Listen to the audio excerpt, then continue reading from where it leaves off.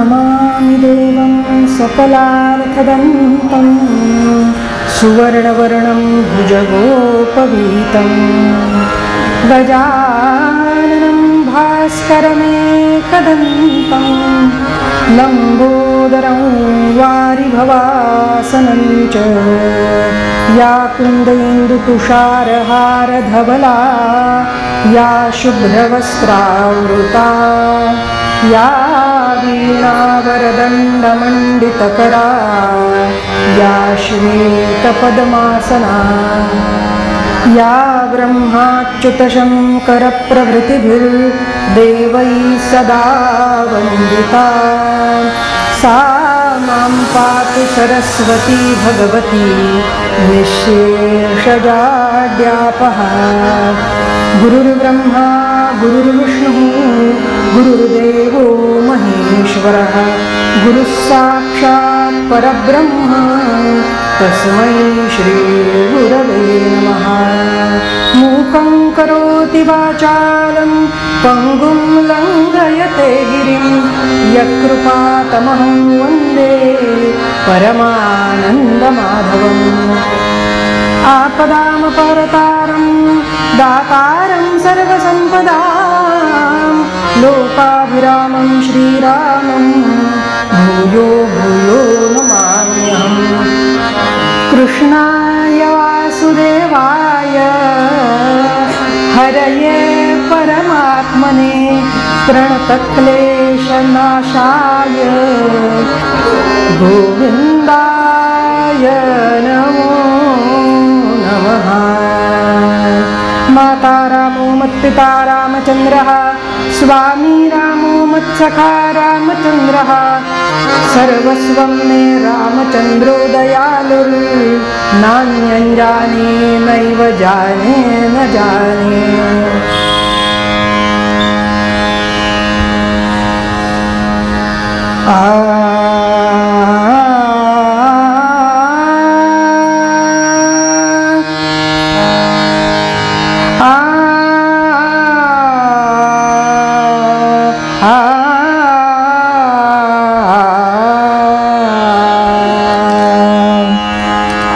राम कृष्ण हरि जय जय राम राजा राम।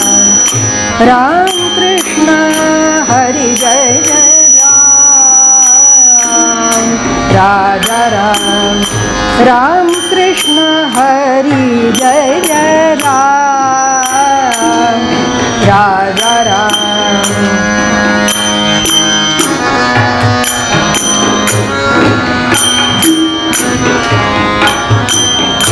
राम कृष्ण हरि जय जय राम राजा राम।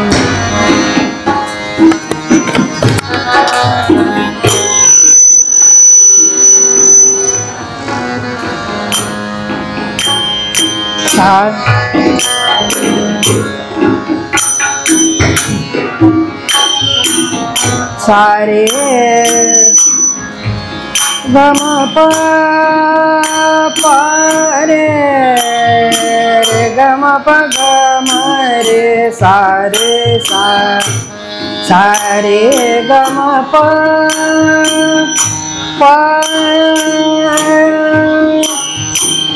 रे गम प नी द प सा ध नी प रे गम प ग म रे सा रे सा।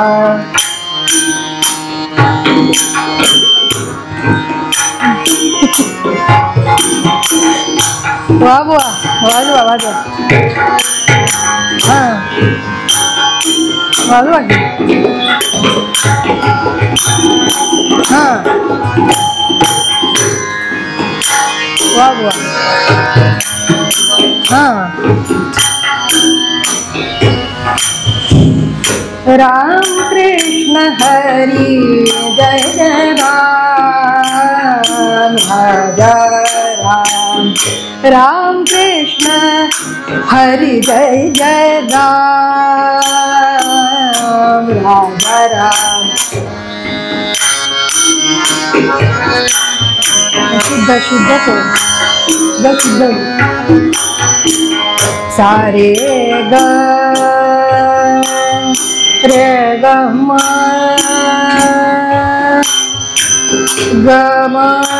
रे सारे राम कृष्ण हरी जय जय वागवा बुवा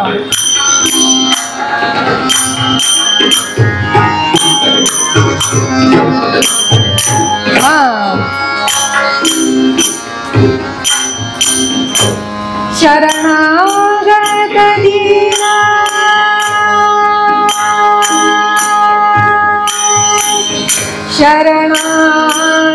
शरणागत दीना चरणीने करुणा करुणा करुणा करुणा दृष्टि निहारी राजा राम राम कृष्ण हरि जय जय राम राजा राम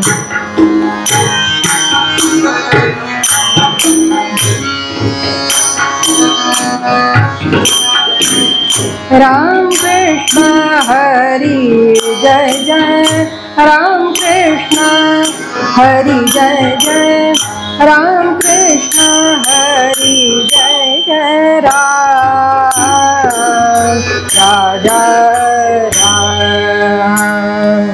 रामदास माऊली माय माझी रामदास माऊली रामदास माऊली माय माझी रामदास माऊली रामदास माऊली माय माझी रामदास माऊली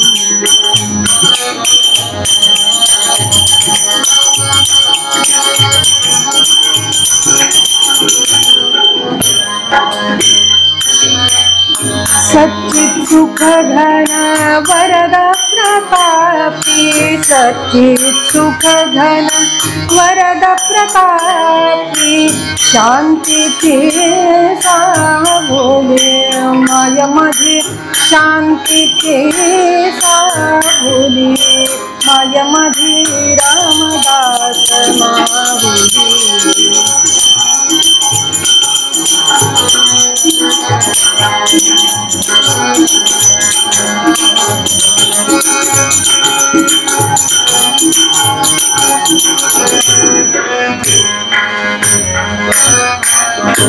अनन्य जय नर शरण रे घाले अनन्य जय नर शरण रे घाले अनन्य जय नर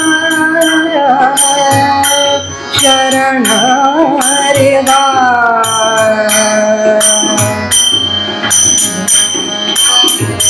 अनन्य जय नर शरण रे घाले अनन्य अनन्य अनन्य जय नर शरण रे घाले पया लागे पावली गमाय माझी रामदास रामदास माऊली माय माझी रामदास माऊली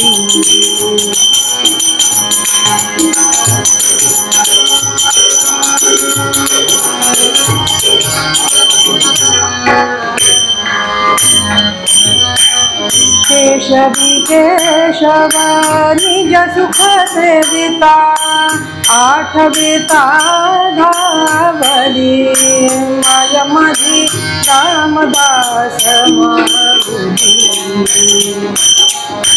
रामदास माऊली माय माझी रामदास रामदास हो रामदास माधवी।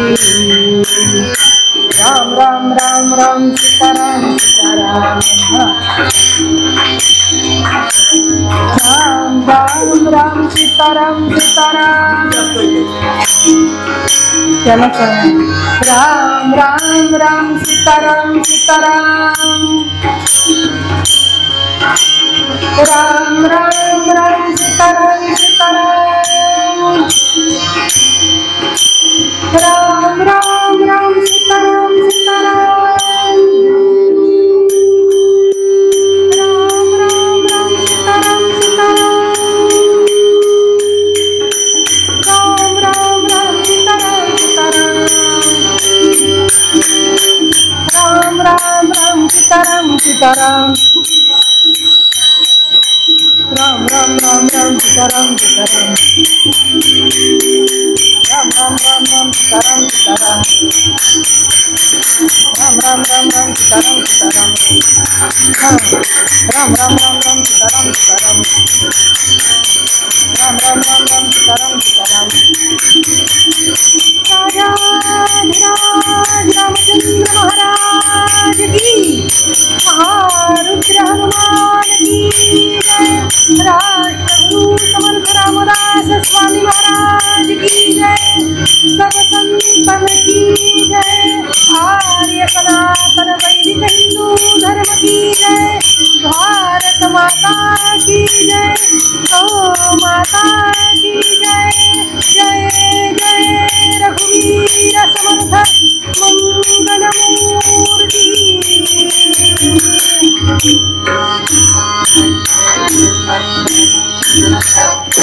जय जय रघुवीर समर्थ। श्रोते जय जयकार करत नाही म्हणून माईकच जय जयकार करतोय। जय जय रघुवीर समर्थ।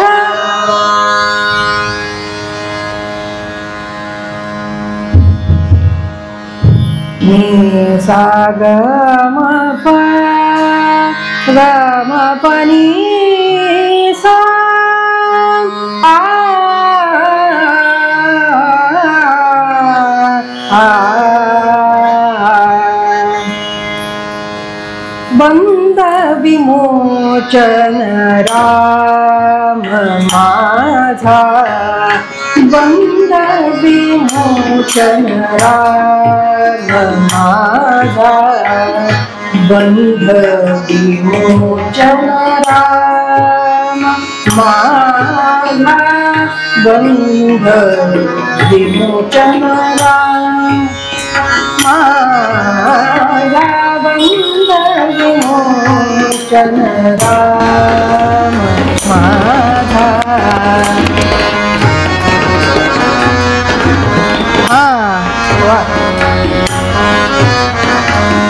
बंध विमोचन राम माझा। बंध विमोचन राम माझा।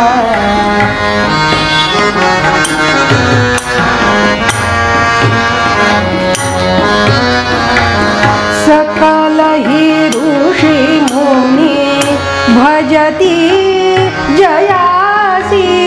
सकल ही ऋषि मुनि भजति जयासी। सकल ही ऋषि मुनि भजति जयासी।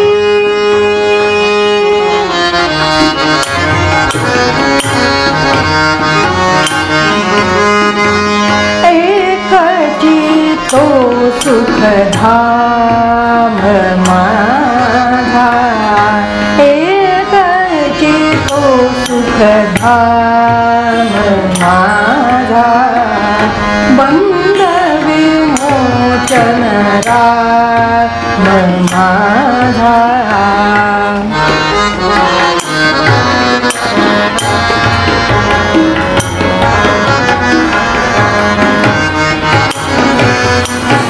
वाह माझा बंध विमोचन धिट्ट धिट्ट धागे तिट्ट कडध तिट्ट धागे तिट्ट कडध तिट्ट कडध तिट्ट धा कडध तिट्ट कडध तिट्ट धा कडध तिट्ट कडध. क्या बात आहे. परत परत. बंध विमोचन.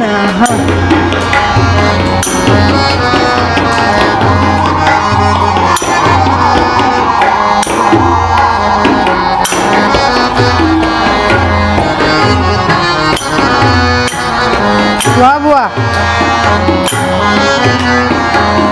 सकल हि ऋषी मुनी भजती जयासी. सकल हि ऋषी मुनी भजती जयासी.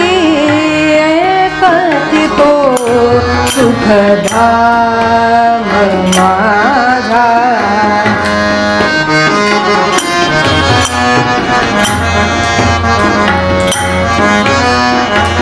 भाव भक्तीचा सुलभ साधनी. भाव भक्तीचा सुलभ साधनी. पुरवी सकल हे काम माझा राम. पुरवी सकल हे काम माझा. सकल हे काम माझा. बंध विमोचन राम माझा.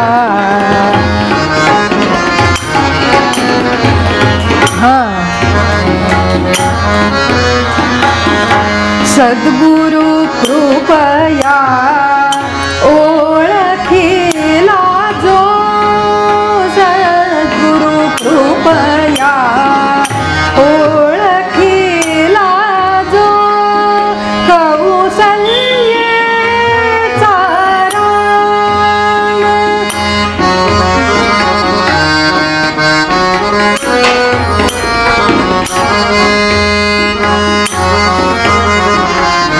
सद्गुरु कृपया ओळखी.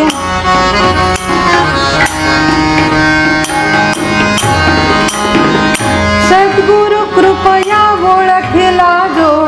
सद्गुरु कृपया ओळखिला जो. कौसल्येचा राम माझा.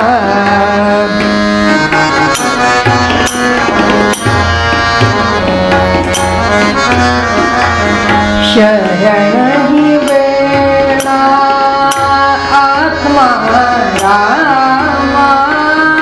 शरण ही वेळा आत्मा रामा. पावनी पूर्ण विराम माझा. पावनी पूर्ण विराम माझा.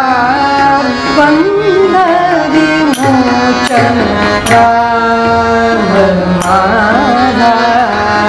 बंध विमोचन. बंध विमोचन. बंध विमोचन राम माझा.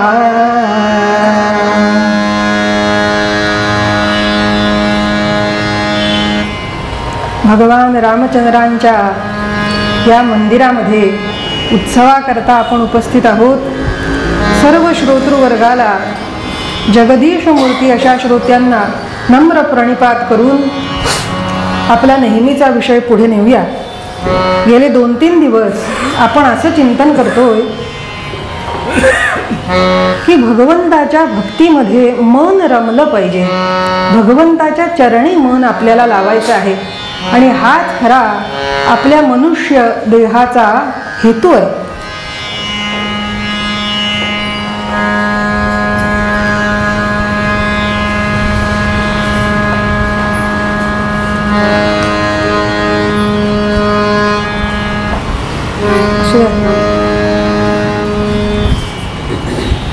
म्हणून मनाला भगवंताकडे कसं वळवायचं, त्याला भक्तीची गोडी कशी लावायची हे आपण शिकतोय, हळूहळू त्याचं चिंतन करतोय. श्रीमद भागवताच्या 11व्या स्कंदामध्ये श्रोते हो 23व्या अध्यायात भिक्षू गीत आहे आणि त्या 23व्या अध्यायातील 46वा श्लोक मुनिराज व्यासांनी असा सांगितला. नायंजनो मे सुख दुःख हेतुर न देवतात्मा ग्रह कर्म काला मनः परं कारणमामनन्ति संसार चक्रम परिवर्तयेद्यत्. जय जय रघुवीर समर्थ. त्या भिक्षू ब्राह्मणाला विचारलं की महोदय, आपण दुःखी दिसता, त्याचं कारण काय? हे सगळे आजूबाजूचे लोक, तुम्हाला प्राप्त असलेली काय ग्रह कर्मकाल, आपलं पूर्वकर्म, आणखीन काय काय, ह्या सगळ्या गोष्टीमुळे माणसाला दुःख होतं का? काय कारण आहे? त्यावर ते म्हणाले, नायंजनो मे, माझ्या सुखाला किंवा दुःखाला जन कोणी कारणीभूत नाही. सुख दुःख हेतुर न देवतात्मा. कोणी काय म्हणतं की अरे च्या आपल्याला अशी अशी अडचण झाली म्हणजे म्हसोबा आपल्यावर रागवला की काय, येडाबाईचा कोप झाला की काय, की आणखीन कोण म्हाळसाबाई आमच्यावर रुसली का? छे छे छे म्हणाले. अशा कुठल्याही देवता अकारण कुणाच्या जीवनात काही व्याप घडवत नाहीत, काही त्रास देत नाहीत. त्यांना काय करायचे जीवनात त्रास देऊन? ते काही आपल्याला अडचण करीत नसतात. न देवतात्मा ग्रह कर्म काला. मग काही लोकांना वाटतं की आता सुख दुःखाचे चटके बसायला लागल्यावर आपली जरा पत्रिकाच एकदा दाखवून घेऊया. पत्रिका दाखवून घेतली ना की आपल्याला जरा उपाय मिळेल. एखादी अंगठी वगैरे घालू, गळ्यात पेंडंट घालू, नाहीतर मग शांत वगैरे करू. ते उपाय हे करावेत, नाही असं नाही, शास्त्राने ते उपाय सांगितलेले आहेत. पण ते सुख दुःखाला कारण आहेत का? तर अजिबात नाही. नच ग्रह कर्म काला. कोणी म्हणतात अहो त्या 28 का 30 तारखेला शनीमध्ये बदल झालाय ना, तर आता 7.5 सुरू झाली अमक्या अमक्या राशीची, अमक्या राशीवरती अशी दृष्टी आहे, इकडे वक्र दृष्टी आहे. तो शनी त्रास देतो का, राहू त्रास देतो का, केतू त्रास देतो का? ते म्हणाले तो त्याच्या ठिकाणी असतो, पण तुमच्या सुख दुःखाला तो कारण नसतो. बरं का? न ग्रह कर्म काला नायंजनो मे सुख दुःख हेतुर न च देवतात्मा न च कर्म काला ग्रह कर्म काला. मग कारण तरी काय माणसांच्या सुख दुःखाचं? मन परम कारण मामनंती. माणसाचं मन हेच कारण आहे. संसार चक्रम परिवर्तयेद्यत्. संसार चक्राला गरगर गरगर गरगर गरगर फिरवणार कोण आहे? मन आहे. संसार चक्र कसं फिरतं? गरगर गरगर गोल फिरतं. पृथ्वी कशी? गोल. सूर्य कसा? गोल. आमचं चक्र सुद्धा कसं? गोल. भोवरा कसा फिरतो? गोल. गरगर गरगर फिरतो की नाही? म्हणून त्या संसाराला एका सुंदर पदात वर्णन आहे. संसार भोवरा भोवरा फिरतसे गरगरा. मग तो गरगर गरगर भोवरा फिरतो. त्याला पंतांनी एका ठिकाणी मौज केली. या संसाराला भोवऱ्याची उपमा देताना म्हणाले संसार कसा गरगर फिरतो, तर त्याला एक आरी असते भोवऱ्याला. ती लहान मुलं अशी खेचतात आणि मग तो असा हातावर नाही तर जमिनीवर फिरवतात. तसं म्हणाले आरी जशी भोवऱ्याला फिरवी नारी तशीच नवऱ्याला. पटलं वाटतं हो की नाही? जशी आरी भोवऱ्याला गरगर गरगर गरगर फिरवते तशी ही नारी म्हणजे पत्नी नवऱ्याला गरगर गरगर गरगर फिरवते. तसं म्हणाले ही माया परब्रह्म परमात्मा शांत निवांत निराकार आहे, त्याला फिरवणारी कोण? माया. ती ह्या म्हणाले नारी सारखी गरगर गरगर गरगर फिरवते, नाचवते, काय काय करवते. तसं म्हणाले ही माया सगळं कार्य करवते. मग संसार चक्र कसं फिरतं? गोल. आणि ह्या संसार चक्राला गती कोण देतं? मन परम कारण मामनंती. आपलं मन त्याला कारण आहे. संसार चक्रम परिवर्तयेत यत्. जय जय रघुवीर समर्थ. म्हणून पुढे एका ठिकाणी शास्त्रकार म्हणाले, मन एव मनुष्याणां कारणं बंध मोक्षयोः. बंधाय विषयासक्तं मुक्तैर्निर्विषयं स्मृतम्. जीवनामध्ये बंधनाच्या अवस्थेला आणि मोक्षाला सुद्धा कोण कारण आहे? मनच कारण आहे.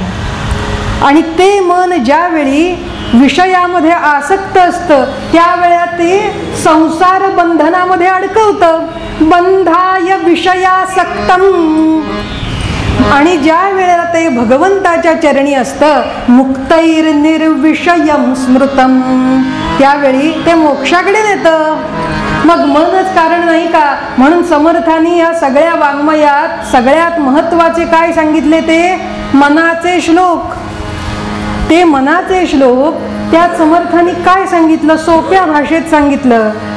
सदा सर्वदा प्रीतिरामी धरावी, सुखाची दुखाची स्वये सांडी जीवी करावी.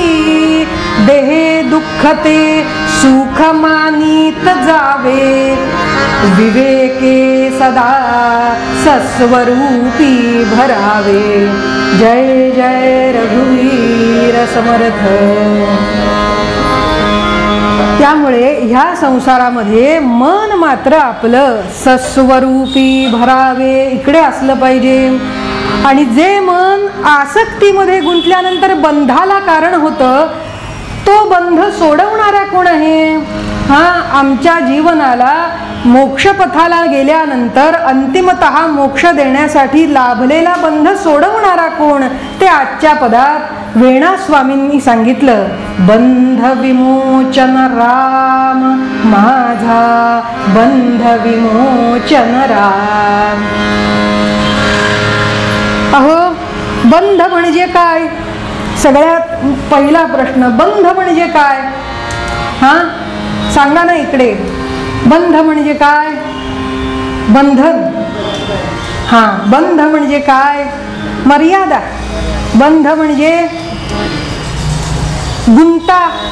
जसा नाडीची गाठ बांधतो की नाही, परकराच्या नाडीची गाठ असते, एखाद्या गाठोड्याला गाठ बांधतो, ती काय झाली? ते बंध आहे. तो त्या गाठीमुळे आतलं जे काही ठेवलेलं आहे वस्तू, त्या गाठोड्यात व्यवस्थित राहतात सुरक्षित, म्हणून ती गाठ बांधली जाते.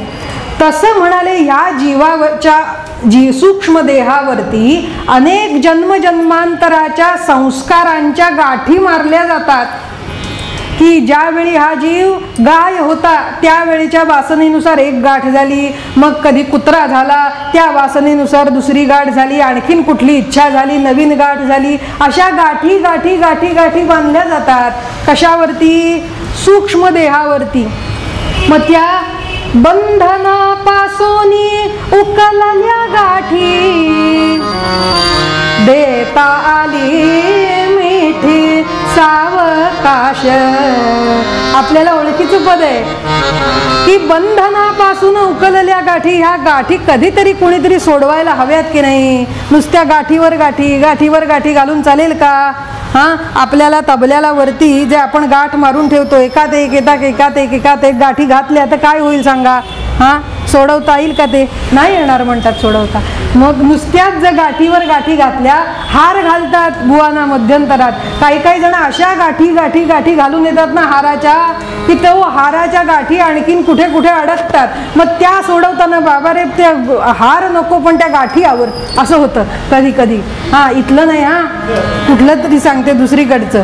हा, त्या कशा काही काही जण असे गुंता करून टाकतात की पहा, काही आपल्या महिला ज्या आहेत त्या नुसती गाठीचे पण प्रकार आहेत. की गाठ, साधी गाठ, मग त्याच्यानंतर आणखीन काय सुरळीची गाठ म्हणतात, अशा नीरगाठ म्हणतात बघा. हे अशा आज्ञा पाहिजेत कीर्तनात, म्हणजे त्या आपल्याला सांगत असतात. बरोबर आहे. मग त्या अशा गाठी कशी गाठ का मारतात, ती योग्य वेळी सोडवता आली पाहिजे. आता आपण भुईमुगाच्या शेंगा खातो उपासाला, उकडून किंवा भाजून खातो. त्या शेंगेच्या वरचं टरफल जे आहे ते का असतं, तर भुईमुग म्हणजे मातीतून आल्यानंतर आपल्या पानात येईपर्यंत ते सुरक्षित राहावं म्हणून टरफल असतं. ते टरफल आहे ते कधीतरी उघडून आतला दाणा घ्यायचा आहे. त्या दाण्याच्या सुरक्षिततेसाठी टरफल आहे. बरोबर की नाही? दाण्याच्या सुरक्षिततेसाठी टरफल आहे, ते आवश्यकच आहे, ते वाईट नाही. पण फक्त खाणाऱ्याला कळलं पाहिजे टरफल खायचंय का दाणा खायचा. पण टरफलाची आवश्यकता आहे. बरोबर ना? तसंच म्हणाले, बंध संसार चक्रामध्ये आम्हाला प्रवास करताना आवश्यक आहे, नाही तर बंधनाशिवाय कसा प्रवास घडेल. या संसार चक्रात वावरत असताना देहाचं बंधन आहेच ना. या देहाच्या आत तो परब्रह्म परमात्मा सुरक्षित आहे. लक्षात आलं का? तो सर्वत्र आहेच आहे, पण जो आमचा सूक्ष्म देह तो कुठल्या टरफलाच्या आत आहे? देहाच्या टरफलाच्या आत आहे. पण आमचं लक्ष या टरफलावरून पलीकडे आतल्या त्या दाण्याकडे जाऊ दे ना, असं संतांना सांगायचंय. की आम्ही टरफलातच गुंतून पडलो. टरफलाला पावडर लावा, आणखीन काय स्लो मोशन लावा, आणि थंडीचं आणखीन स्वेटर घाला, रेनकोट घ्या, छत्री घ्या, पाहिजे ते आवश्यक आहे. पण आमचं मन इथं न गुंतता पलीकडे असणाऱ्या सार परमात्म्याकडे गेलं पाहिजे. देह सार आणि आतला परमात्मा सार. टरफल असार, आतला भुईमुगाचा शेंगदाण्याचा दाणा सार. आता मला सांगा, पुरणपोळी सार की असार? पुरणपोळीमध्ये प्रत्येकाने पुरणपोळी खाल्लेली आहे. आणि आता ह्या सणावाराच्या दिवसात घरोघरी करतात. एकदा गंमत अशी झाली, असाच एक वाडा होता जुना, आणि वाड्यामध्ये एक आजीबाई राहत होत्या. हसता कशाला? जोशी आजींची गोष्ट नाहीये. अशा एका वाड्यात आजीबाई राहत होत्या, आणि त्यांच्या वाड्यात दोन दोन खोल्या अशा भाडोत्रीनं देण्यासाठी उपलब्ध होत्या. तर परगावचं एक जोडपं लग्न होऊन त्या वाड्यात राहायला आलं. आजीनी खोलीची चावी दिली, त्यांनी सगळं साफसूफ करून जागा राहायला लागले. आणि चैत्राचा महिना उगवला. आजींनी काय केलं, आपल्या घरी चैत्रगौर मांडली आणि रोज रामाला छान नैवेद्य करायला लागल्या. चैत्रगौरी पुढे करंजा, चकल्या, लाडू, बेसनाचे आणि रव्याचे छान छान लाडू केले, वड्या केल्या, छान छान सगळं केलं. आंबेडाळ केली, कैरी घालून पन्ह केलं, आणि सगळी सजावट मांडली. ती मांडणीची सुद्धा पद्धत आहे की नाही, अशा पायरी सारखे 3-4 थर करायचे, आणि मध्ये झुल्यामध्ये झोपाळ्यामध्ये गौर बसवायची. आपली अन्नपूर्णा देवी ती गौर बसवायची, तिला जोजवायचं, रोज थोडा वेळ झोका द्यायचा, पन्ह करायचं, आंबेडाळ करायची, सगळ्या बायकांना बोलवायचं. असा सगळा थाट होता. तर ह्या आजीबाईंनी त्या भाडोत्री आलेल्या जोडप्यामधील त्या भगिनीला सुद्धा सांगितलं की ताई तुम्ही या, आमच्याकडे हळदी कुंकू आहे. तर त्या ताई आल्या. त्यांनी पाहिलं भरपूर बायका येत आहेत, आणि ह्या आजी सगळ्यांचे आधी पाय धुतात, कारण उन्हातून पूर्वी स्त्रिया चालत यायच्या, त्यामुळे उन्हातून आल्यावर आधी त्यांचे पाय धुवायचे, अशी पद्धत आपल्याकडे. आणि छान सजावट पाहिली. म्हणाल्या ह्या चैत्रगौरीच्या मागे करवंदीची जाळी छोट्या छोट्या फांद्या कापून लावलेली आहे. आता ती कुठे बघायला सुद्धा मिळणार नाही पुण्यात. प्लॅस्टिकची जाळी मिळेल करवंदीची लावली तर, आणि असली तरी कापता कुणाला येणार आहे सांगा. पण करवंदीची जाळी जुन्या काळी अशी लावलेली, छान आरास पाहिली, रांगोळी काढलेली आहे. बरं, चैत्रातली रांगोळी म्हणजे ही कुठली अशी रंगांनी भरलेली रांगोळी नव्हे, किंवा आणखीन कुठली लांब लचक आपण काढतो तशी संस्कार भारतीची नव्हे. मग कुठली चैत्रांगणाची रांगोळी, त्याची सगळी चिन्ह अशी सुबक रांगोळी काढलेली आहे. पाहिलं आणि बसल्या. त्यांनी हळदी कुंकू घेतलं, आणि मग घरी जाऊन विचार केला, आणि आपल्या पतीला म्हणाले अहो मला पण हळदी कुंकू करायचंय. आणि मी की नाही विचार केला, तिथं आंबेडाळ घेतली, पन्ह प्यायले, सगळं छान आहे, पण त्या आजींच्या घरात की नाही पुरणपोळीचा सुगंध येत होता. तर मला सुद्धा आता पुरणपोळीच करायची आणि हळदी कुंकू करायचंय. तर त्यांचे यजमान म्हणाले, करा तुमच्या आवडीनं काय करायचं, पण ह्यांना माहिती कुठे कसं करायचं. म्हणून त्या ताईने केलं काय, तुळशी बागेत गेल्या आणि देवीचा जो मुखवटा मिळतो की नाही प्लास्टिकचा, तसला घेऊन आल्या. मग त्याला नथ आणली, दागिने आणले, त्यांच्या पद्धतीने काय करायचं ते केलं आणि पुरणपोळी करायला बसल्या. पुरणपोळी करायला बसल्याबरोबर पहिल्या दिवशी काही जमेना. अहो पुरण झालं सगळं पातळ. अहो त्याचं गोळा काय करणार. बरं म्हणाले आज नाही जमलं, उद्या दुसऱ्या दिवशी करूया. तर दुसऱ्या दिवशी पुरण जरा घट्ट झालं, पीठ काय ते भिजवलं, पण पीठ भिजवलं घट्ट. बरं पुरण घट्ट झालं तर पीठही घट्ट झालं, त्याचंही काही मेळ जमेना. मग तिसऱ्या दिवशी दोन्ही जरा दिसण्याला बरंसं दिसत होतं. मग इतक्यात त्यांनी तवा जो तापत ठेवला, अर्धा तास झाला तवा तापतोय, एकीकडे पीठ मळतायत, तापून तापून तापून तापून तव्यालाच चीर पडली. आणि त्या ताई विचार करतायत, मला काय पुरणपोळी जमत नाही, असं कसं काय. त्यामुळे संध्याकाळी यजमान घरी आले आणि चिडचिड झाली. म्हणाले, हा तुम्ही तवाच खराब आणलाय म्हणून असं झालंय. म्हणून तवा बदलला. तवा बदलून झाला तरी सुद्धा तिसऱ्या दिवशी पाहिलं तर तवा नवीन आहे, पोळीचं पीठ भिजवून झालंय, डाळीचं पुरण तयार आहे. म्हणून त्यांनी केलं काय, आता काही करायला हरकत नाही म्हणून पुरणाचा असा एक उंडा घेतला, त्याची पारी केली आणि त्याच्यात कणिक भरली. काय केलं, पुरणाची पारी केली आणि आत कणिक भरली. कारण नाव काय, पुरण पोळी. आधी पुरण आहे म्हणून म्हणाले आधी पारी करू. म्हणून पारी केली आणि भरून लाटतायत तर सगळं झालं, फाटायला लागलं. अरे अरे अरे, अर्ध तर पोलपाटाला चिकटलं आणि अर्ध तव्याला चिकटलं, सगळा धूर. काय करावं, पुन्हा चिडचिड झाली. मग ते यजमान म्हणाले, हे आपल्याला काही जमायचं नाही, आपण आपला लांबूनच नमस्कार करूया, कशाला हा घाट घालायचा. पण त्या माऊलीला काही राहावे ना. मग दुसऱ्या दिवशी त्या आजीबाईंना लक्षात आलं की ह्यांच्या घरात काहीतरी गोंधळ सुरू आहे. म्हणून त्या हळूच आल्या आणि म्हणाल्या, बाळ तू पुरणपोळ्या करतेस का ग. बरं तुला रागावणार नसशील तर एक सांगू का, कुठं चुकतंय ते सांगा आजी, आता तुम्हीच सांगा कुठं चुकतंय.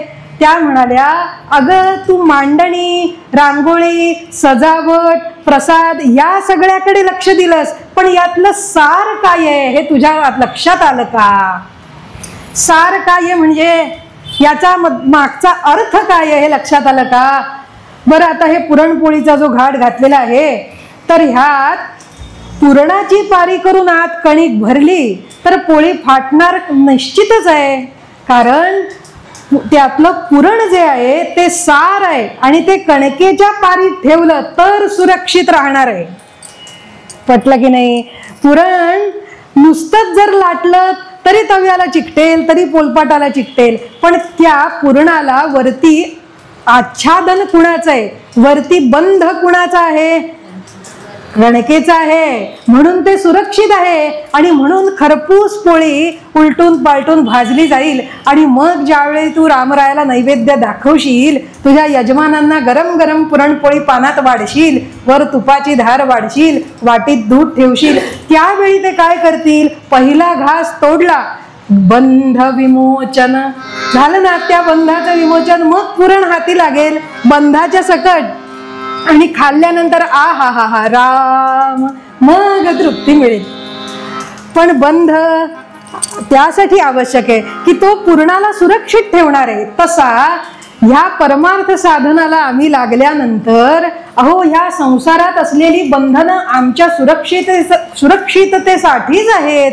त्यांचा उपासनेच्या अनुकूलतेनं आपण वापर करून घ्यायचा आहे. बरं ती बंधनं तोडायला जायचं नाही.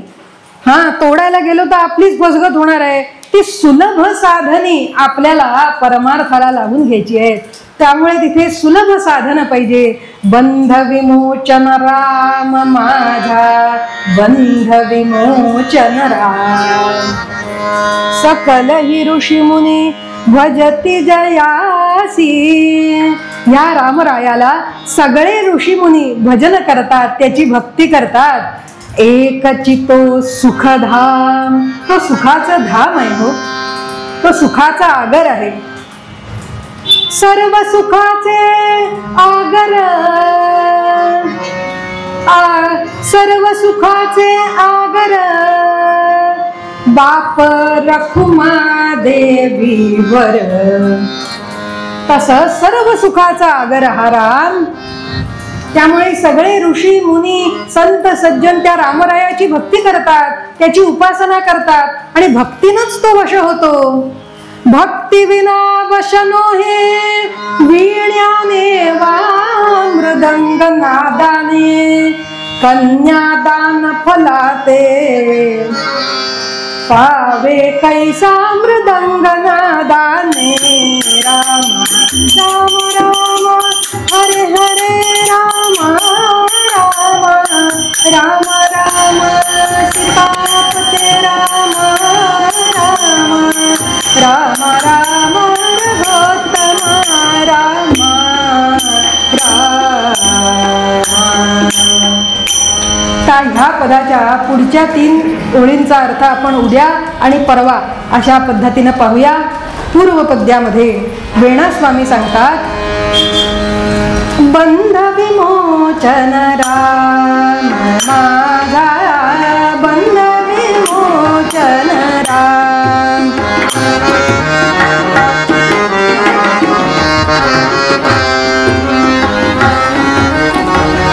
बंध विमोचन राम माझा,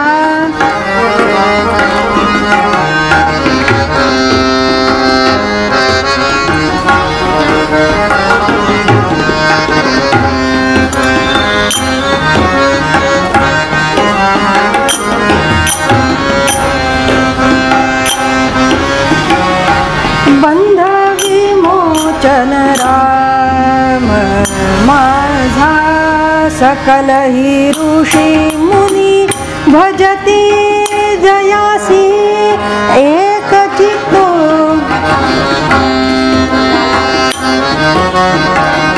एक चित्तो सुखधाम माझा.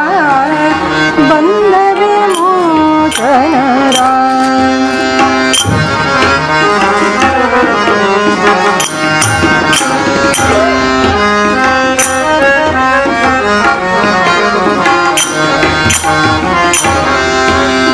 माझा बंध विमोचन, बंध विमोचन, बंध विमोचन राम.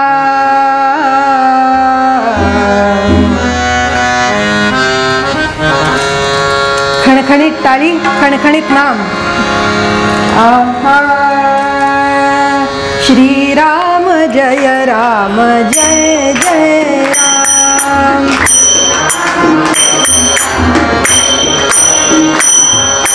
श्रीराम जय राम जय जय राम.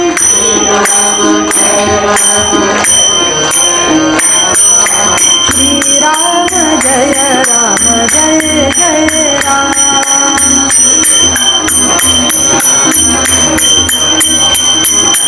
श्रीराम जय राम जय जय राम.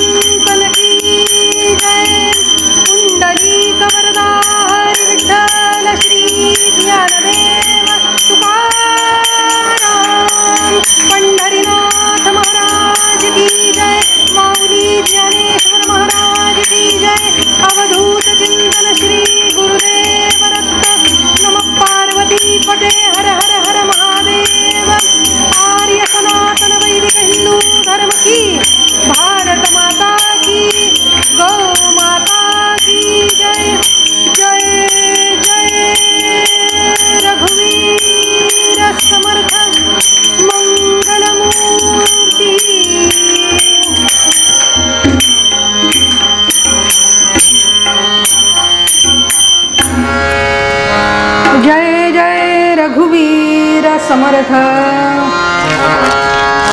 प्रसंग असा की पंचवटीमध्ये रामराय, लक्ष्मण महाराज, सीतादेवी आनंदानं राहतायत आणि एक दिवस शूर्पणखा राक्षसी त्यांच्या द्वारी आली आणि तिनं रामरायांना भुलवण्याचा प्रयत्न केला, पण तो काही सिद्ध झाला नाही.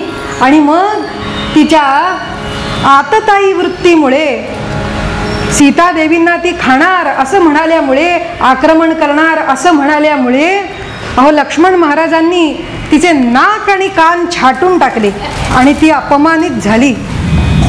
नाक कापलं आणि म्हणाली, हे माझं नव्हे तर समस्त राक्षस जातीचं नाक कापलेलं आहे, आता बघा मी काय करते. म्हणून रडत रडत रडत आली. त्या जनपथाचे जे स्वामी होते त्यावेळेचे, ते खरं आणि दूषण दोघे भाऊ होते. ते रावणाचेच बंधू, पण खरं दूषण तो दंडकारण्य जनपथ परिसर ते शासित करीत होते. तिथे आली आणि रडायला लागली आणि म्हणाली, खरं दूषण तुम्ही बंधू इथे असून सुद्धा तुमच्या भगिनीची विटंबना झाली, जा त्यांच्यावर आक्रमण करा. म्हणून एका या भगिनीच्या सांगण्यावरून खरं दूषण ससैन्य निघाले. आणि किती सैन्य घेतलं त्यांनी? 14,000 राक्षस, 14,000 राक्षस घेऊन आले.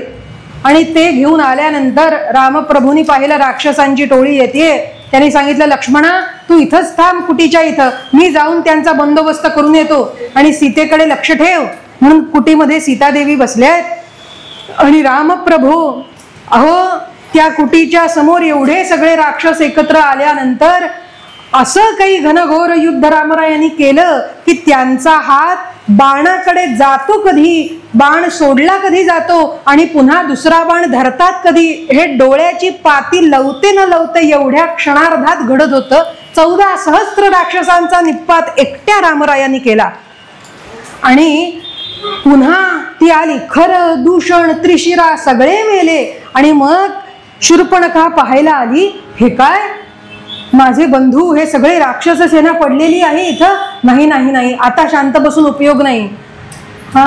खर दूषण त्रिशिरादी बुडवुनी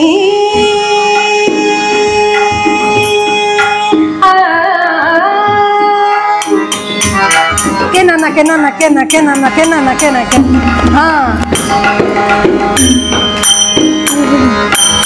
खर दूषण त्रिशिरादी बुडवुनी रडत जाय लंकेला. खर दूषण त्रिशिरादी बुडवुनी रडत जाय लंकेला. कळी लागुनी याद दशाननाचा, कळी लागुनी याद दशाननाचा, सर्व कुळक्षय केला राम. अक्षय भरिला भरिला अनुसरला निज कामाला. जानकी हरणास्तव कपटी करी, सुवर्ण मृग मामाला रामा. साधोजी राधा राम कहो जीवा. आणि तिनं काय केलं, तो सगळा प्रकार बघून रडत जाय लंकेला गेली. आणि दशानन रावण महाराजांच्या समोर नृत्याविष्कार सुरू होता. गायन वादनाचे मनोरंजनाचे कार्यक्रम सुरू होते. रावण महाराज दंग होते. इतक्यात ही अशी नाक कापलेलं रक्त वाहतंय आणि धावत धावत रडत आली आणि म्हणाली, बंद करा हे सगळं. आणि रावण महाराज, तुम्ही आमचे वडील बंधू इथे असताना तुमच्या या भगिनीचा अपमान केला, तुम्हाला काहीच कसं वाटत नाही, काहीतरी करा. रावण महाराज म्हणाले, काय झालं ते शांतपणे सांग. मग तिने सांगितलं, त्या पंचवटीमध्ये 2 साधू पुरुष असे दिसणारे कोणीतरी योद्धे आहेत, क्षत्रिय आहेत आणि त्यांच्याबरोबर त्यांची स्त्री आहे. ते 3 जण कुटी बांधून राहत आहेत. मग त्यावर विचारलं, मग त्यामुळे तुझं नाक कसं कापलं गेलं सांग. ती म्हणाली, रावण महाराज, अहो तुमच्यासारख्या त्रिलोक विजेत्या रावणासाठी म्हणून स्त्री पाहायला मी त्यांच्या कुटीमध्ये गेले होते.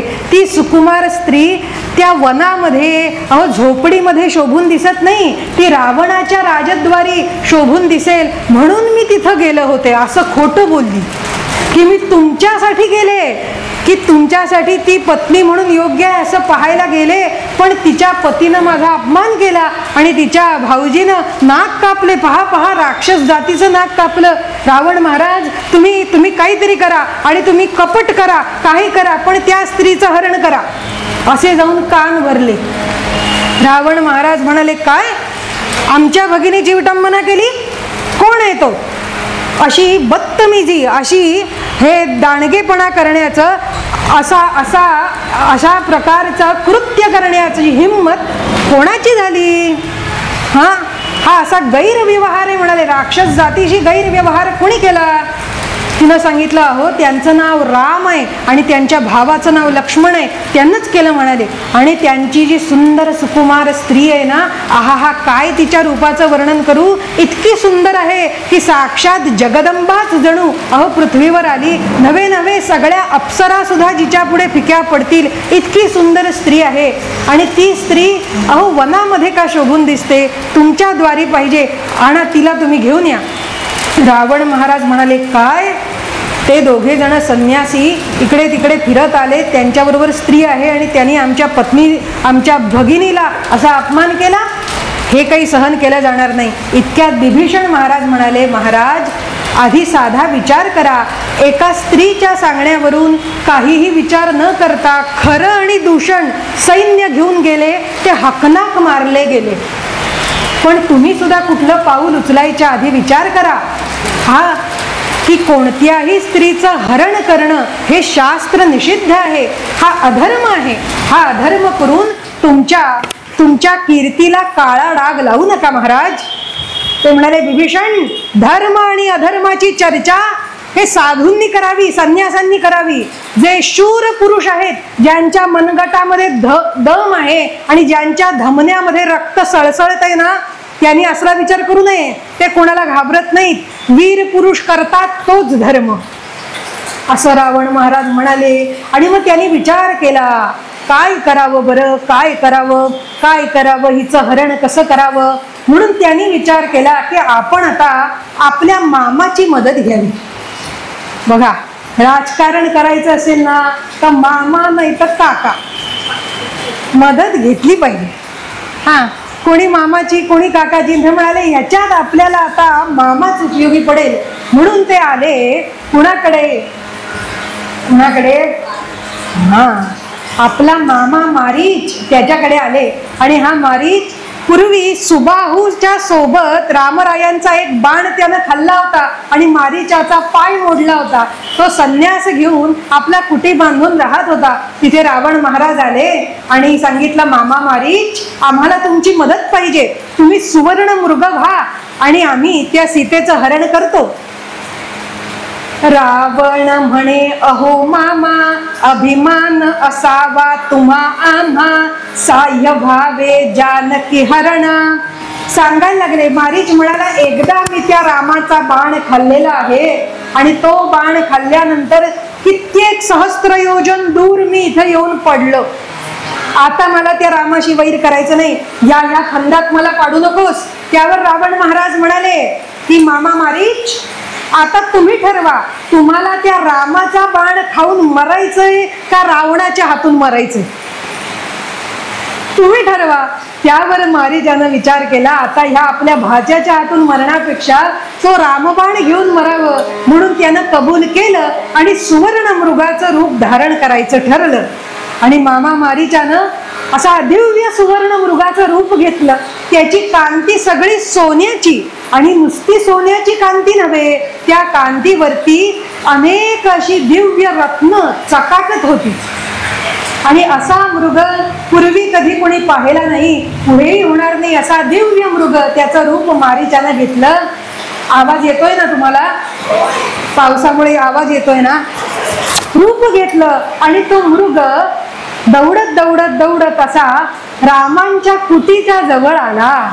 तिथे एक केळीचा खांब होता. त्या खांबाला त्यानं आपलं शिंग असं घासलं आणि सीतादेवी त्यावेळी फुलं तोडीत होत्या. आणि फुलं तोडता तोडता त्यांनी पाहिलं, आहा किती सुंदर मृग आहे हा. आणि सीतादेवी राक्षसी कपटी हरिणाला जानकी भुलली. राक्षसी कपटी हरिणाला जानकी भुलली. वनवास कठीण बहुवर्षे सोसियला.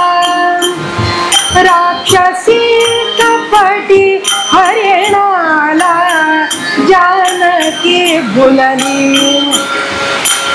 आणि जानकी देवींना मोह झाला. किंचित मन चंचल झालं आणि धावत धावत धावत फुलांची परडी हातात घेऊन आल्या आणि म्हणाल्या, ना आर्यपुत्र कुठे आहात? राक्षसी कपटी हरिणाला जानकी भुलली. आणि सांगू लागली, अहो आपल्या दारी की नाही एक असा सुवर्ण मृग आलेला आहे. किती तो सुंदर आहे, किती त्याचं सुंदर रूप आहे. पहा, सीतादेवींचं हरण होणार म्हणून प्रकृती सुद्धा अश्रू वाहते.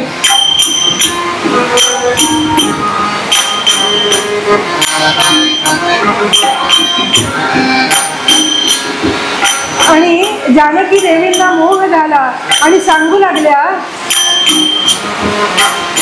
ना असं करा ना की त्या मृगाला तुम्ही जिवंत पकडून आणा आणि मग मी काय करीन, रात्रीच्या वेळी आपल्या कुटीत ज्यावेळी काळोख होतो ना तेव्हा मी त्या मृगाला माझ्या जवळ ठेवीन, म्हणजे आपल्याला प्रकाश मिळेल. त्याच्या अंगावरती एवढी दिव्य रत्न आहेत की ती अशी प्रकाश फाकतात.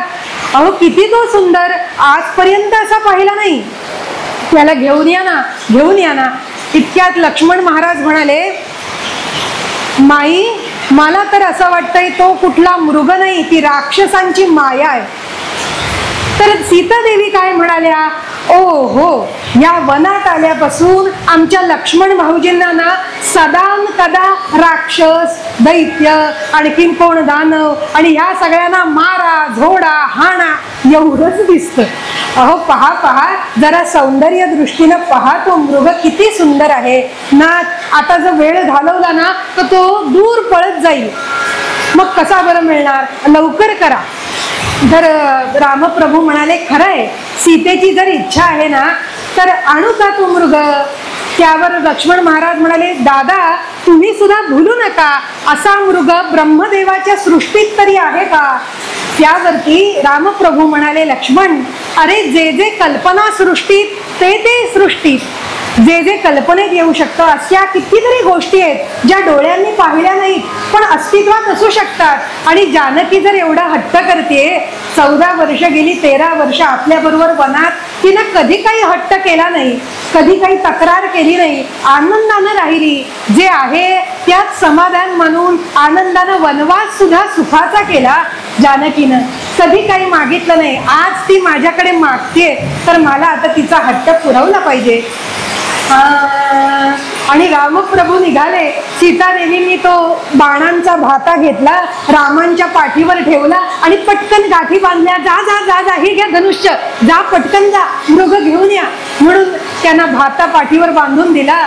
त्यक्त्वा सुदुस्त्यज सुरेप्सित राज्य लक्ष्मीं धर्मिष्ठ आर्य वचसा यदगादरण्यं माया मृगंदैतयेत्सित मनवधावत वंदे महापुरुष ते चरणारविंदम.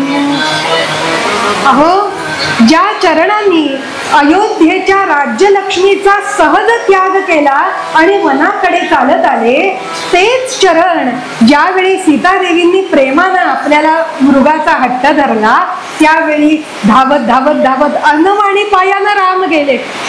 अशा त्या चरणांना वंदे महापुरुष ते चरणारविंदम, त्यांना मी नमस्कार करतो असं भागवतकार म्हणतात. आणि रामप्रभू तिकडे गेले आणि तो मारीच म्हणजे त्या मारीच हरिण रूपातील धावत धावत धावत धावत पलीकडच्या टेकडीवर चढला. आणि रामप्रभू जोरात जोरात जोरात धावत त्याच्या मागे गेले, खूप दूर गेले. आणि मग ठरल्याप्रमाणे त्या मारीचानी विचार केला, आता ही योग्य वेळ आहे, भरपूर लांब आपण आलोय कुटीच्या. आणि रामप्रभूंनी एक बाण त्याला असा मारला आणि मारीचाला तो बाण लागल्याबरोबर तो रामांच्या आवाजात ओरडला, धाव लक्ष्मण, धाव सीते, मला वाचवा, मला वाचवा, असं रामांचा आवाज काढून तो ओरडला. आणि तो आवाज सीतादेवींच्या कानी आला आणि त्यांच्या काळजाचा ठोका चुकला. अहो, फुलांच्या माळा करीत होत्या, सगळी परडी खाली पडली, काळजाचा ठोका चुकला आणि म्हणाले, ना हे मी काय ऐकते. आणि तो ओरडू लागला, राक्षस, लक्ष्मणा धाव, हा राक्षस मला खातोय, धाव लक्ष्मणा धाव. असा आवाज आल्यावर सीतादेवींच्या डोळ्यात पाणी आलं आणि म्हणाली, भाऊजी, भाऊजी तुम्ही ऐकलं का, आपले नाथ संकटात आहेत, त्यांना तो राक्षस खातोय, तुम्ही धावा, तुम्ही धावा ना भाऊजी, धावा. इतक्यात रामरायांनी आज्ञा दिल्याप्रमाणे लक्ष्मण महाराज कुटीच्या बाहेर धनुष्य खांद्याला लावून थाट निर्वैर अगदी शांत निश्चल असे उभे होते. त्यांनी आवाज ऐकला, त्यांनी काही केलं नाही, हू का चूक केलं नाही. त्यावर सीतादेवी म्हणाल्या, तुम्हाला ऐकू येत नाही का आवाज, अहो धावा, नाथ संकटात आहेत. त्यावर लक्ष्मणजी काही बोलेना, धनुष्य कांद्याला लावून उभे. त्या म्हणाल्या, अहो भाऊजी असं काय करता, एरवी कुठे कोणी राक्षस आला तर मारायला पुढे पुढे करता, मी जातो म्हणून अगदी दादाच्या समोर धनुष्य घेऊन मिरवत असता, आणि आता संकटाची वेळ आली तर शांत. त्यावर लक्ष्मण महाराज म्हणाले, बहिणी, यक्ष किन्नर गंधर्व देव सुर मुनी असुर नाग कोणीही असो तुमच्या पतीला मारू शकत नाही, यावर माझा विश्वास ठेवा. ही काहीतरी माया आहे, तुम्ही भूलू नका, विश्वास ठेवा. रामप्रभू संकटात नाही, त्यांना कोणीच मारू शकत नाही, माझ्यावर विश्वास ठेवा, मला जायची काही गरज नाही. त्या म्हणाल्या, काय गरज नाही, अहो ते हाक मारतायत, पहा पुन्हा हाक आली, लक्ष्मण धाव, हाक आली पुन्हा, जा ना, जा जा जा. म्हणून त्या रडायला लागलं, भाऊजी असं करू नका, हो विनंती करते, जा. जाजणी धावरे धावरे लक्ष्मण, जाजणी धावरे धावरे लक्ष्मणा, लक्ष्मणा तुझसी काय न करुणा, लक्ष्मणा तुझसी काय न करुणा, राक्षसी घातकी हरति प्राणा, राक्षसी घातकी हरति प्राणा, लक्ष्मणा मजसी हाक राम, मजसी हाक दे राम राणा, मजसी हाक दे राम राणा, दाझणी धावरे धावबा लक्ष्मणा, दाझणी धावरे, दाझणी धावरे, दाझणी धावरे धावबा लक्ष्मणा.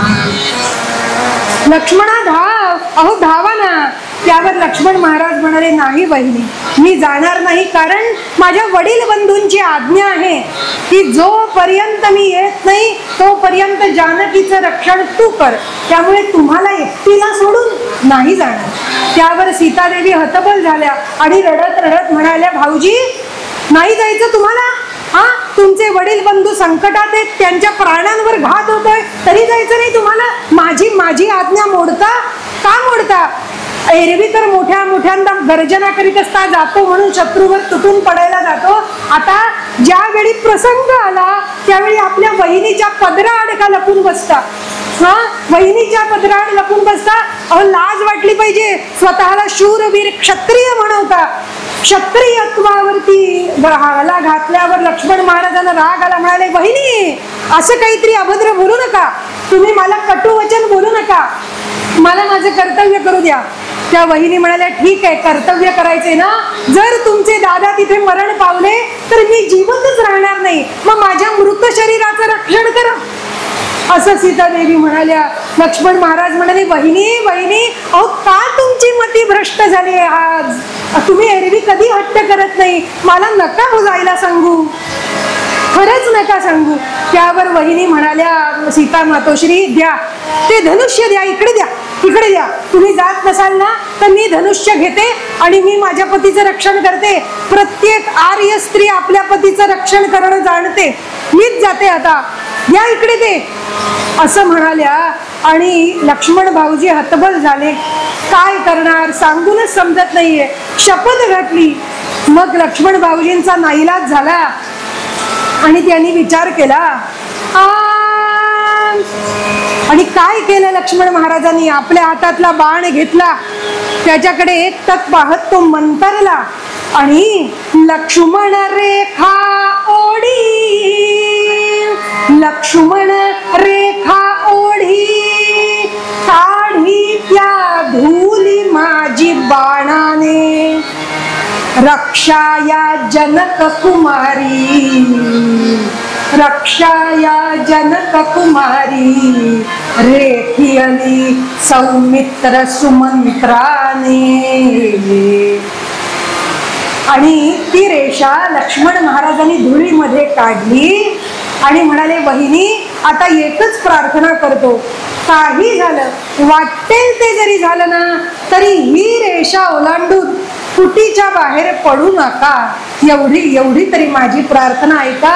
तुम्ही म्हणता म्हणून मी जातो, पण ही रेषा ओलांडून बाहेर येऊ नका वहिनी. ठीक आहे म्हणाले, लवकर जा, लवकर जा. म्हणून लक्ष्मण महाराज धनुष्यबाण घेऊन निघाले, धावत धावत धावत धावत निघाले. आणि त्या कुटीच्या जवळ झाडाच्या आड लपून बघणारा दशानन म्हणाला, हा आत्ता कसं, राम गेला, आता लक्ष्मणही गेला, आता मी बरोबर डाव साधतो, असं म्हणाला. आणि त्यानं मायेनं यतिवेश धारण केला, साधूचा वेश धारण केला, हातात कमंडलू घेतलं, भली मोठी दाढी वाढलेली, केसावर जटाभार, काखेला जोडी लावली, भगव धारण केलं आणि चालत चालत चालत चालत आला. कसा आला, खळरावण लंकापती, खळरावण लंकापती, जाहला यती कमंडलू हाती, धरी नविकाया, आला सगुण धरून जानकी हरण कराया.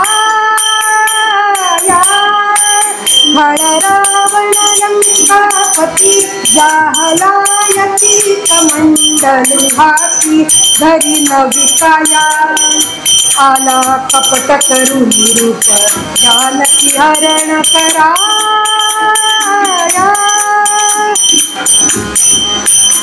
जाहला शुद्ध तो भिकारी, अलख पुकारी, म्हणे जीव थकला, बहुरंग ढंग सोंगाड्या दावी नकला.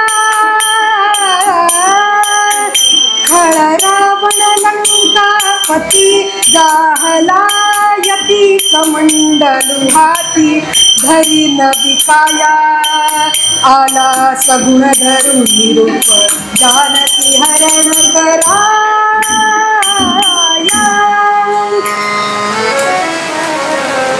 बहुरंग ढंग सोंगाड्या दावी नकला. अशी नक्कल करत करत आला साधूचा वेश घेऊन, कुटीच्या बाहेर उभा राहिला आणि म्हणाला, माई भिक्षा वाढा, आलख निरंजन भिक्षा वाढा. त्या सीतादेवी कुटीच्या पायरीवर बसल्या आहेत, शून्यामध्ये नजर आहेत, दोन्ही डोळ्यातून अश्रुधारा वाहत आहेत. हे जगदंबे, माझ्या पतीचं रक्षण कर, त्याला कोणत्या राक्षसाने खाऊ दे नको, हा माझा पती लवकर घरी येऊ दे म्हणून रडतायत. शून्यामध्ये नजर आहे आणि समोर येऊन दारात हे यतिवेश धारण केलेले महाराज उभे राहिले. ऐकू गेला नाही आवाज, पुन्हा आलख निरंजन भिक्षा वाढा, माई भिक्षा, हाक मारली जोरात. आणि मग सीतादेवी भानावर आल्या, म्हणाल्या, हा हा महाराज आणते हा भिक्षा. म्हणून कुटीमध्ये गेल्या. पेरू, सफरचंद, काही फळं होती, मोसंबी होती, डाळिंब होती, त्यातली परडीतली 4 फळं घेतली आणि परडी घेऊन आल्या बाहेर आणि म्हणाल्या, महाराज, अहो महाराज, मी इथूनच वंदन करते आणि अशी या कुटीतून बाहेर अशी भिक्षा सरकवून ठेवते, ती तेवढी तुम्ही घ्या. मी काही बाहेर येऊ शकत नाही. बाहेर येऊ शकत नाही? हो महाराज, मी आत्ता जरा वचनबद्ध आहे, मला काही कुटीच्या बाहेर येता येत नाही, अशी जरा बाहेर इथनच भिक्षा देते, ती घ्या. असं ऐकल्यावर रावण महाराज म्हणाले, काय अपमान! दारात आलेल्या अतिथीचा अपमान! अरे आम्ही कोणी शूद्र आहोत का भिकारी आहोत अशी लांबून लांबून भिक्षा द्यायला? दारी आलेल्या अतिथीला स्वागत करून साष्टांग नमस्कार करून घरात सन्मानाने बोलवलं पाहिजे, आणि तू आर्य स्त्री दिसत नाहीस कुठली, अशी लांबून लांबून भिक्षा देतेस, आमचा अपमान करतेस. नको आम्हाला भिक्षा. पायी चालत चालत चालत लांबून आलो, अहो पाय दुखतायत आमचे, भुकेनं कासावीस झालोय, पण तुझ्या दारापुढून असे भुकेलेलेच जातो आम्ही आता. नको, विनमुख जातो, मग पहा तुझं सत्वहरण होईल. गृहस्थाश्रमी असून दारापुढून असा अतिथी रिकाम्या पोटी गेला, पाप लागेल, पाप. ती म्हणाली, नाही नाही नाही महाराज, अहो पण असं पाप वगैरे म्हणू नका, पण मी हतबल आहे, मी बाहेर नाही येऊ शकत, मी तुम्हाला इथूनच देते ना भिक्षा. त्यावर रावण महाराज म्हणाले, येऊ शकत नाही? मला माहितीये की तुझा पती आता संकटात अडकलेला आहे, एक राक्षस त्याला खातोय, आणि तुझा भाऊजी त्याला वाचवायला गेला. इथून मला दिसतंय मला इथून, मी त्रिकालज्ञ आहे, आणि तो संकटात आहे. तुझा भाऊजी सुद्धा गेलेला आहे तिथे. हे पहा, कमंडलूतलं पाणी घेतो, आत्ताच पाणी घेतो, आणि भिक्षा देत नाहीस ना, शाप देतो की तुझ्या पतीला तो राक्षस खाऊन टाकेल, असा शाप देतो. देऊ शाप? देऊ? उडवू पाणी? पाणी उडवू? घरावर उडवू पाणी? ती म्हणाली, नको नको नको महाराज, नको, मी येते, बाहेर येते. म्हणून धावत धावत बाहेर आल्या. लक्ष्मण रेखेच्या बाहेर आल्या. नको महाराज, शाप देऊ नका, माझ्या पतीला शाप देऊ नका महाराज, मी भिक्षा द्यायला येते. हा, आता कसं देतो? पाणी टाकून दिलं. आता पाणी टाकून देतो. सांग मला, तू कोण, कुठली, इथे कशी आलीस? हा, आणि सीता देवी सांगू लागल्या, सद्भावे नमुनी अति चरणा प्रख्यात नाम मी सीता जनक मम पिता विदेही असता देही पण वरले विदेही पण वरले सासरे धुरंदर दशरथ ते गुजरले तत्पुत्र प्रथम रघुपती माझे ते पती दैवे दुर्गती वना प्रति आले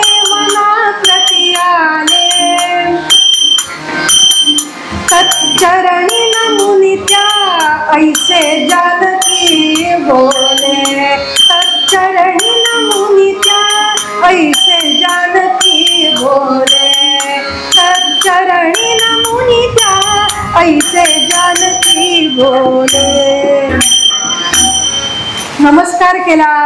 साधू आहेत, आपल्या दारी आलेत, नमस्कार केला आणि म्हणाल्या, महाराज सांगते, डोळे पुसले, सगळं सांगते. म्हणाल्या, मी की नाही जनक महाराजांची पुत्री आणि माझे सासरे धुरंदर दशरथ राजे ते गुजरले, ते गेले आता, पण त्यांचे जे मोठे पुत्र तत्पुत्र प्रथम रघुपती माझे ते पती दैवे दुर्गती वना प्रति आले. असं सगळं होऊन मी ह्या वनात आले. मी कुणी इथली नव्हे, अहो मी खरी जनक नंदिनी, अयोध्येची राणी. पण काय करू महाराज, आता तुम्ही आशीर्वाद द्या की माझ्या पतीला दीर्घायू लाभू दे, तुम्हीच आशीर्वाद द्या आणि ही भिक्षा घ्या, असं सांगायला लागल्या. किती भोळा भाव, श्रद्धेनं सगळं खरं खरं सांगितलं, मनामध्ये काही कपट नाही. महाराज डोळे पुसले, येतील ना माझे पती लवकर घरी, येतील ना, असं विचारलं. इतक्यात त्या यतिवेशातला रावण हा हा हा हा हा करून हसायला लागला आणि म्हणाला, पती, आता कुठली पतींची भेट? ती म्हणाली, म्हणजे काय, मी समजले नाही असं म्हणताच त्या रावणानं मातोश्रींचा हात धरला आणि ती म्हणाली, हे काय करता महाराज? त्यावर त्यांनी मूळ रूप प्रगट केलं आणि ती म्हणाली, काय, कोण आपण? त्यांनी सांगितलं, मी त्रिलोक विजेता रावण. सुंदरी, तुझी जागा ह्या वनात नाही तर रावणाच्या महालात आहे, चल माझ्या बरोबर. तर सीतादेवी रडायला लागल्या, नाही मी नाही येणार, मी नाही येणार महाराज, मला सोडा. धावा धावा धावा रघुपते, धावा धावा सुमित्र कुमार, धावा धावा नाथ आर्यपुत्र, धावा धावा. प्रभू मला वाचवा, मला वाचवा म्हणून त्या टाहो फोडून रडायला लागल्या. इतक्यात रासभांचा रथ तयार होता आणि रावणानं बळजबरी सीतादेवींना हाताला धरलं. अहो, त्यांना उचलून रथात ठेवलं आणि इतक्यात वेळीतली काही फुलं खाली पडली होती आणि इकडे तिकडे त्या पाहतायत. आजूबाजूची हरणं सुद्धा रडायला लागली. आमच्या सीता मातोश्रीला कुठे नेता, कुठे नेता? आणि सीतादेवी रडतायत, नाथ घात झाला, घात झाला, धावा, मला वाचवा म्हणून रडू लागल्या, रडू लागल्या.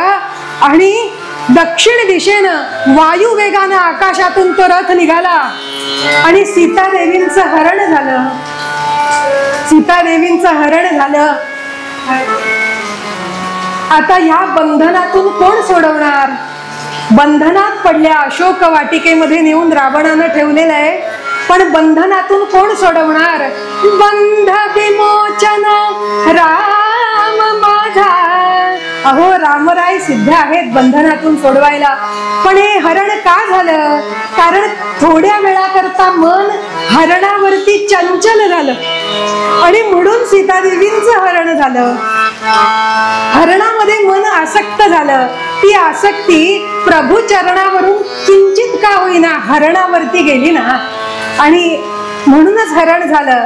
पण ज्या दिवशी आपण हरण सांगतो ना सीतादेवींचं, त्या दिवशी नुसतंच बंदिवासात ठेवलं असं सांगून कथा संपवायची नाही, तर त्याला मुक्त करायचं आणि कथा संपवायची. हा, म्हणून रामरायांनी काय, अहो रामराय ज्या वेळेला आले, राक्षसाचा त्या वध केला मारीचाचा. लक्ष्मणाला पाहिलं, लक्ष्मण तू काय इथं आलास? अरे तुला तिथं रक्षणासाठी उभं केलं होतं. त्यावर त्यानं सांगितलं असा असा प्रसंग झाला, चला जाऊन बघूया. तर रामराय धावत धावत धावत आले. कुटीमध्ये सीता नाही. आज जाऊन पाहिलं, लक्ष्मण महाराजांनी सगळीकडे हाका मारल्या, वहिनी, अहो वहिनी, माई, माई, सीता माई कुठंच दिसत नाहीत. हाका मारल्या आणि रामराय रडू लागले.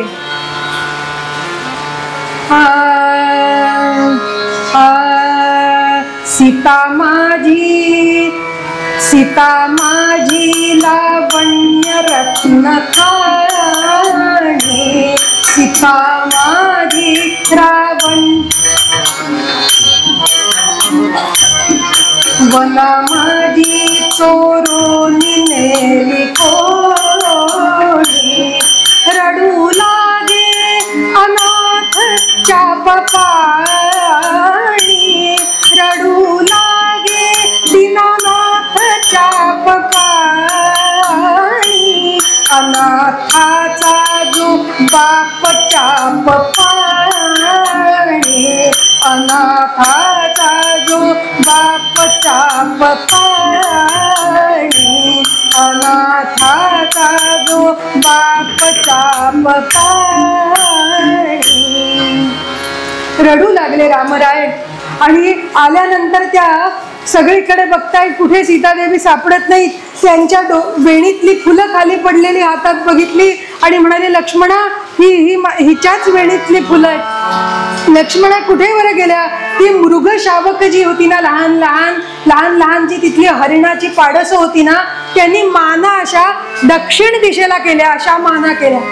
कुठे गेली सीता? अशा दक्षिण दिशेला माना केल्या आणि ती सगळी हरण रडत होती. आणि रामराय त्या रडणाऱ्या हरणांकडे पाहत म्हणाले, या मृगा परी शुद्ध पाहणे, त्या गजा परी मंद चालणे, या मृगा परी शुद्ध पाहणे, या मृगा परी शुद्ध पाहणे, त्या गजा परी मंद चालणे, ही तिच्या परी बोले कोकिळा गेली सोडूनी जानकी मला. ही कोकिळा लक्ष्मणा तिच्यासारखी गोड गोड आवाजात ओरडते बघ, आणि हा मृग जसा पाहतोय ना तशीच माझ्या जानकीची शुद्ध दृष्टी आहे. तो बघ तो बघ तो बघ तो तो गज जसा चालतोय ना हळूहळू, तशी माझी जानकी गजगामिनी होती, मंद मंद पावलं टाकत चालणारी, मला सोडून गेली. म्हणून रामराय रडायला लागले. लक्ष्मण महाराज सावरतायत, दादा सावरा, अहो शोधूया, इथंच कुठं असतील मिळतील, प्रयत्न करूया. आणि असे किती प्रयत्न केले हो, यत्न अखंडित केले, यत्न अखंडित केले, रघुराये शर्थ बाणली पैसी, रक्षाया जनक कुमारी, रावण वधूनी मुक्त केली, रावण वधूनी मुक्त केली, रावण वधूनी मुक्त केली, सीता श्री राम स्वामिनी ऐशी. राम राम राम रघुतम राम राम राम राम सीतापते राम राम राम रघुतम राम राम. आणि यत्न खंडित केले, खूप प्रयत्न केले, घनघोर युद्ध केलं, 84 दिवस युद्ध केलं. इतके सगळे प्रयत्न करून अहो समुद्रावर सेतू बांधला, काय काय काय नाही केलं. आणि शेवटी त्या बंधनातून, रावणाच्या बंधातून जानकी देवींची सुटका केली. ज्या रामरायांनी जानकी देवींच्या बंधनातून सुटका केली तेच राम तुम्हा आम्हा प्रत्येकाचं भवबंधातून सुटका करणारे आहेत. म्हणून आपलं मन रामचरणी लावूया, हाच आशय पूर्वपद्यात वेणास्वामी सांगतात. आ आ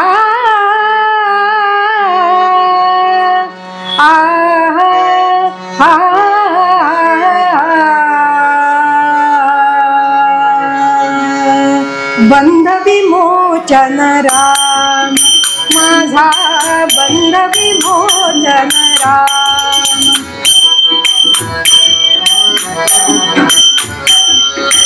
माझा बंध विमोचन राम, माझा बंध विमोचन राम.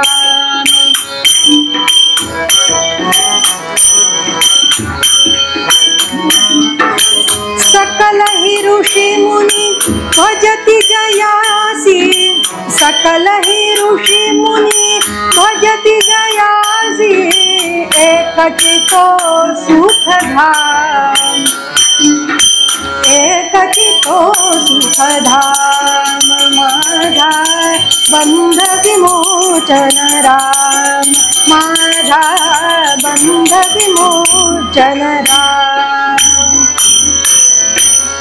झालेली कीर्तन सेवा सर्व श्रोत्यांच्या वतीनं या दोन्ही साथीदारांना वंदन करून सर्वांच्या वतीनं रामरायांच्या चरणी अर्पण करूया.